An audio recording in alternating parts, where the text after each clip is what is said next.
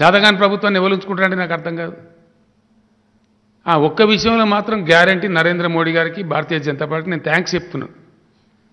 వాళ్ళు మంచి మాట చెప్పింది. ఏంది డబుల్ ఇంజన్ సర్కార్, చాలా సంతోషం. తప్పక రావాలి డబుల్ ఇంజన్ సర్కార్. ఎస్, తెలంగాణ గవర్నమెంట్ స్పీడ్ ఎక్కువ ఉన్నది, కేంద్ర ప్రభుత్వం స్పీడ్ తక్కువ ఉన్నది. ఎవడన్నా ఏ ఇంజన్ కావాలని కోరుతారండి? స్పీడ్ ఎక్కువ ఉన్నది కావాలంటాడా, తక్కువ ఉన్నది కావాలంటాడా? ఉరికెటోడు కావన్నా, సన్నాసి కావన్నా? కాబట్టి డెఫినెట్గా డబుల్ ఇంజన్ సర్కార్ రావాలి. కేంద్రంలో మారిపోయి తెలంగాణ లాంటి సర్కార్ రావాలి. అది double engine, real double engine. ఒక్క దగ్గర కాదు కదా, బీజేపీ ఏతర ప్రాంతాలు, రాష్ట్రాలు ఎక్కడైనా సర్కార్లు ఉన్నాయో అక్కడ ఉత్తరప్రదేశ్ నుంచి ఒక ఆయన వస్తాడు, లుంగి కట్టుకొని, ముఖ్యమంత్రి. ఆయన ఉపన్యాసం చెప్తాడు, బాధ పేర్లు అమ్మడం సిగ్గుచేటు.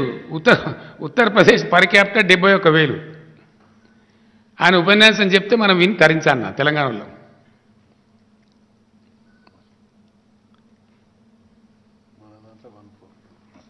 తెలంగాణ పర్ క్యాపిటల్ 4వ వంతు కాదు. మన దాంట్లో చారాన పనిచేసిన ఆయన వచ్చి మనకు చెప్తారట నీతి, మనం వినాలి, విని తరించాలి. బాగలేదా రాహుల్ ఇది?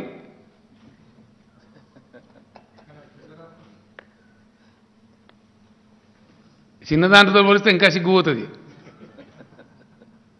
పర్ క్యాపిటల్ అందరికన్నా ఎక్కువ సిక్కింది ఎక్కువ ఉన్నది తెలుసా? జిఎస్డి గిట సిక్కింతో పోలిస్తే ఆత్మహత్య చేసుకోవాలి. ఇక కంట్రీలో నంబర్ 1 సిక్కిం. ఇప్పుడు తక్కువ జనాభా కదా, 6 లక్షలే ఉంటుంది కాబట్టి వాల్యూ ఎక్కువ ఉంటుంది అన్నట్టుగా. అట్లా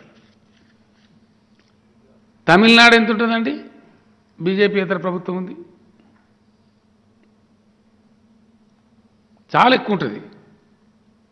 2,56,000 రూపాయలు ఉంది పర్ క్యాపిటల్. అంటే బీజేపీ పాలించే రాష్ట్రాలకు నాన్ బీజేపీ రాష్ట్రాలకు పోల్చి చూస్తే ఇప్పుడు కేరళ నాన్ బీజేపీ ఉంది, కేరళ ఎక్కువ ఉన్నది. తమిళనాడు నాన్ బీజేపీ ఉన్నది, తమిళనాడు ఎక్కువ ఉన్నది. తెలంగాణ నాన్ బీజేపీ ఉన్నది, తెలంగాణ ఎక్కువ ఉన్నది. ఢిల్లీ నాన్ బీజేపీ ఉన్నది, ఢిల్లీ ఎక్కువ ఉన్నది. అన్ని బీజేపీ రాష్ట్రాలు ఇప్పుడు నేను చెప్పిన రాష్ట్రాల కన్నా తక్కువ ఉన్నాయి. మధ్యప్రదేశ్ కానీ, ఉత్తరప్రదేశ్ కానీ, బీహార్ కానీ అన్నీ తక్కువనే ఉన్నాయి. మరి ఎవరు ఏ ఇంజన్ మారాలిగా? ఇప్పుడు మారవలసిన ఇంజన్ ఏంది? డెఫినెట్గా ఢిల్లీ ఇంజన్ మారాలి, ఈ రాష్ట్రాల ఇంజన్ మారాలి, నాన్ బీజేపీ గవర్నమెంట్ రావాలి. అది డబుల్ ఇంజన్ సర్కార్ వస్తే దేశం బాగుపడుతుంది. ఇప్పుడు మంచిగా ఉన్న ఇంజన్ తీసేసి చెడిపోయిన ఇంజన్ తెచ్చుకుంటాడా? తెలివి తక్కువ. పవర్ఫుల్ ఇంజన్ ఉండగా వీక్ ఇంజన్ తెచ్చుకుంటాడు ఎవడన్నా?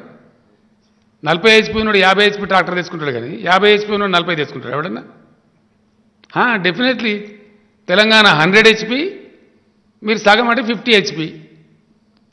మీ బీజేపీ 25 HP, ఉత్తరప్రదేశ్ అయితే.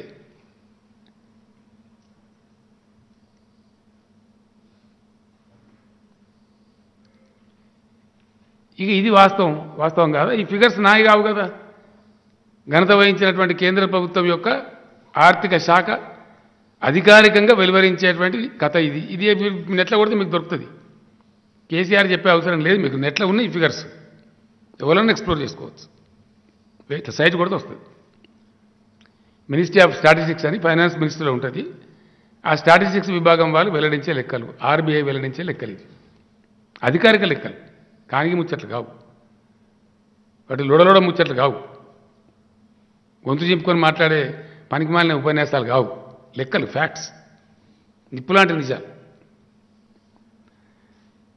అందుకే మేము ఏమంటున్నాము, మేము ఇంత మంచిగా పనిచేసినా కానీ కేంద్రం అసమర్థంగా ఉండడం వల్ల, ఎక్కడైతే బీజేపీ గవర్నమెంట్లోనే వాళ్ళ అసమర్థత వల్ల మేమిచ్చే డబ్బులు తీసుకుపోయి వాళ్ళకు పెడుతున్నారు. కాబట్టి మాకు ఇవ్వకుండా మీరు మారిపోవాలి, మీ ప్రభుత్వాలు పోవాలి. Narendra Modi government should go and non-BJP government shall come. It is our slogan. Thanks to Mr. Narendra Modi, we accept your proposal for a double engine growth, for a double engine sarkar. Now the people of India should decide which double engine should come. It should be BJP double engine or non-BJP double engine. The facts and figures very clearly say India requires non-BJP double engine governments, not BJP double engine governments. Yes, it is established. కళ్ళ ముందు కనపడుతున్నది మీరిచ్చే నివేదికల నుంచి.